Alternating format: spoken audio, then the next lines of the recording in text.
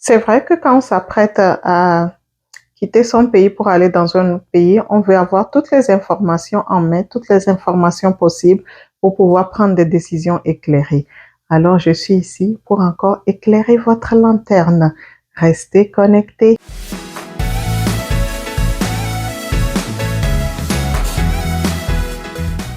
Bonjour, bonjour, je suis hyper contente de vous retrouver comme d'habitude. Je suis toujours très contente de vous retrouver.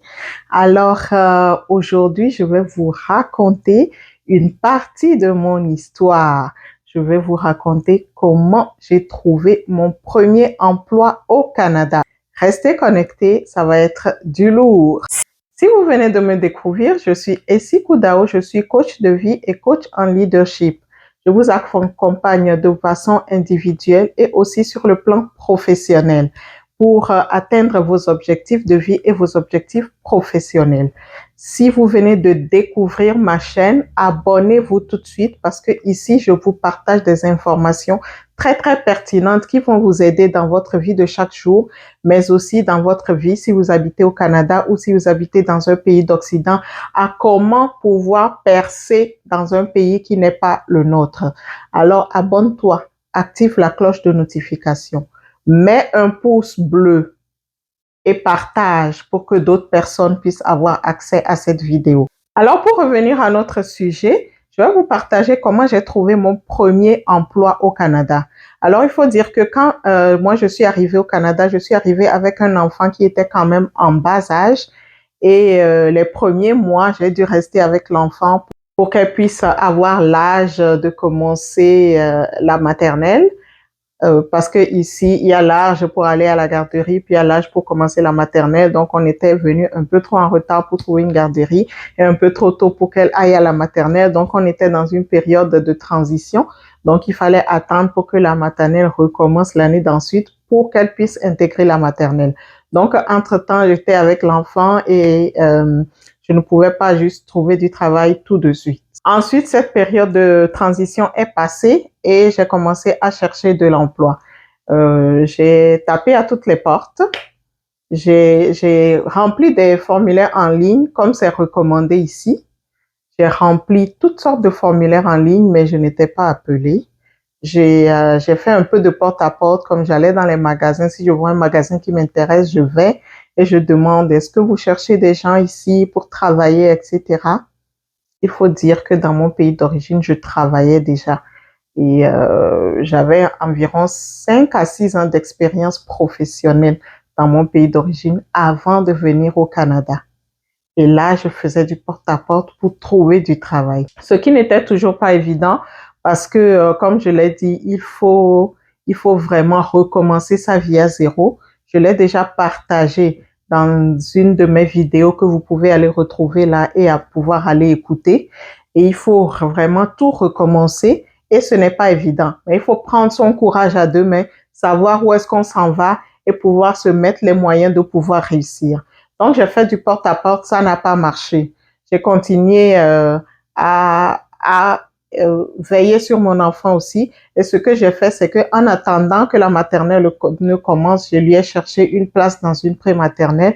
Donc, pour ne pas juste rester à la maison tous ensemble, je l'emmenais quand même à la prématernelle. Elle faisait un avant-midi là-bas et revenait à la maison.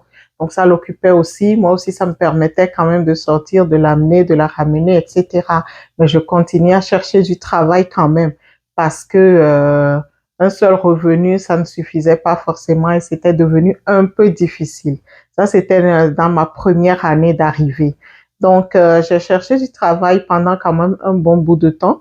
Je ne l'ai pas trouvé. J'ai continué à veiller sur mon enfant tout en continuant à chercher du travail. Et j'étais un peu découragée à un moment donné, je vous l'avoue.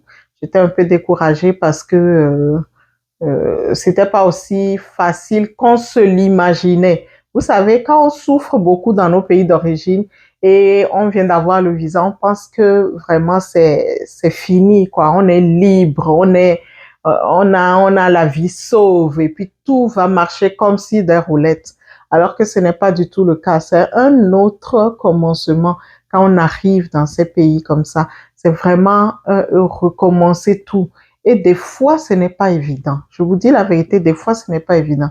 Parce que souvent, quand on parle, les gens pensent que non, toi, tu es déjà là-bas et tout ça. Moi, je le dis toujours, si vous avez l'opportunité de quitter vos pays, quittez.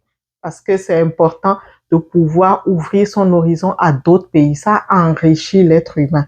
Je dis pas, je ne parle pas d'enrichissement financier forcément, mais ça enrichit, ça te donne un bagage de pouvoir voyager, de découvrir le monde. Donc, si vous avez l'opportunité de quitter, quittez et aller dans d'autres pays. C'était une parenthèse. Mais sachez que ce n'est pas toujours facile. On est des guerriers, on est des battants, n'est-ce pas? Donc, voilà, j'étais arrivée à un moment de découragement, à un moment où je me disais, est-ce que je vais finir par trouver un travail? J'ai cherché, j'ai vraiment cherché, mais ça n'a pas été toujours évident. Des fois même, j'allais en entrevue, mais après, on ne me rappelait pas. J'ai pensé à la carte de non, de la discrimination, etc. J'ai tout tourné en boucle dans ma tête. Et à un moment donné, je voulais juste abandonner, mais je me suis dit non, j'ai pas traversé l'Atlantique pour abandonner. J'ai pas traversé l'Atlantique pour juste fléchir au premier obstacle. Ça ne se passe pas comme ça. Je vais continuer à chercher jusqu'au jour où je vais trouver. Parce que s'il y a des gens qui sont venus, qui ont trouvé du travail, il n'y a pas de raison pour que moi, je vienne et que je ne trouve pas du travail. Ce n'est pas possible. Donc, j'ai continué à chercher jusqu'à ce que ma fille tombe en vacances et on prépare vraiment sa rentrée. Et elle a recommencé la rentrée en septembre, au début du mois de septembre. Et j'avais déjà postulé dans certains magasins et tout ça. Et on m'appelle. On m'appelle dans les magasins. Et voilà, me voilà. Or, entre-temps, je suis aussi retournée aux études parce que je me suis dit, OK, quand mon enfant va commencer l'école, je ne vais pas juste rester à la maison, me tourner le pouce. Puisque je ne trouve pas du travail, autant retourner aux études en attendant. Donc, le même moment où j'ai commencé les cours, c'est au même moment où on m'a appelé pour venir travailler dans un magasin. Donc, j'avais le choix entre arrêter le cours et travailler ou laisser le travail et me concentrer dans les cours à temps plein. Devinez ce que j'ai fait. J'ai choisi de faire les deux. Oui. Donc, j'ai choisi de continuer les cours et j'ai choisi de commencer le travail aussi. Et c'est comme ça que j'ai commencé le travail dans un magasin de vêtements. Alors, c'était un grand magasin, très grand magasin avec une très grande superficie. Et il fallait juste quasiment courir dans le magasin tout le temps. On ne pouvait pas marcher, c'est-à-dire qu'il faut courir. Parce qu'il y avait plusieurs clients, il faut s'en occuper, il faut les aider dans la salle d'essayage, il faut ranger les vêtements qui ont été essayés mais qui n'ont pas été achetés. Bref, on était là en train de courir tout le temps dans le magasin et c'était pas évident. Donc, on restait debout. Tu pouvais pas t'asseoir, hein? Tu restes debout pendant quasiment 6 à 7 heures de temps. Oui, oui, oui, oui, oui, oui. Tu restes debout, tu viens travailler comme de 8 heures à 16 heures. Tu restes debout et puis tu cours. Tu peux pas t'asseoir. Tu t'assois juste à ta pause de 30 minutes. Oui, ta pause est de 30 minutes et tu t'assois juste à ta pause de 30 minutes. Et j'ai fait ce travail-là pendant quasiment un an. Oui, j'ai fait ce travail-là pendant un an. Et c'est après un an que j'ai dû changer de travail. Mais ce travail-là m'a permis, et pendant ce travail-là, justement, je continuais mes études euh, et je continue aussi à m'occuper de mon enfant. Et ce travail-là m'a permis justement de pouvoir subvenir aux besoins avec mon conjoint. Lui aussi travaillait quelque part et les deux, on a mis tout ça ensemble pour pouvoir trouver un meilleur logement. Parce que quand on était arrivé, on a pris le logement qu'on a trouvé. C'était pas vraiment quelque chose de très, très adéquat, mais on a pris ce qu'on a trouvé. Et tout ça, là, on est allé à l'école du recommencement. Oui, on est allé à l'école du recommencement. Donc, on a pris ce qu'on a trouvé, mais avec mon travail, et on a pu quand même réunir des fonds pour aller dans un logement meilleur, Donc, c'est comme ça que les étapes se sont suivies au fur et à mesure. Vous savez, quand aujourd'hui, les gens voient certaines personnes et tout ça, il y a toujours une histoire derrière chaque personne. Il y a toujours une histoire derrière chaque personne.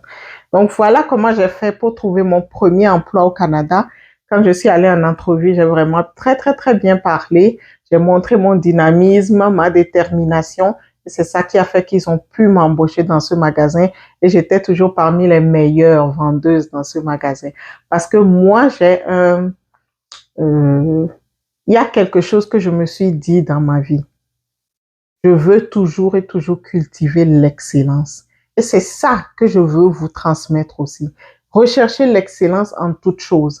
C'est pas parce que vous avez bataillé toute votre vie pour quitter votre pays, vous avez quitté votre pays et puis c'est fini. Non, c'est maintenant même que la bataille commence.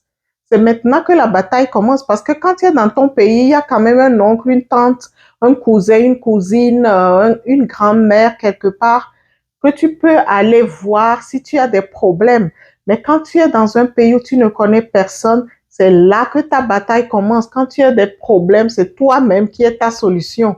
Quand tu as quelque chose, c'est toi-même qui es ton sauveur. Quand tu as des problèmes, c'est toi-même qui es ton meilleur ami. C'est à partir de ce moment que tu sais que c'est maintenant que la bataille commence. Et c'est là que tu ne te remets qu'à ton Dieu seul pour pouvoir t'aider à surmonter les obstacles. Mais sachez une chose, si vous êtes déterminé, si vous savez où vous allez, assurément, vous allez réussir. Je suis Esikou Dao, je suis votre ami.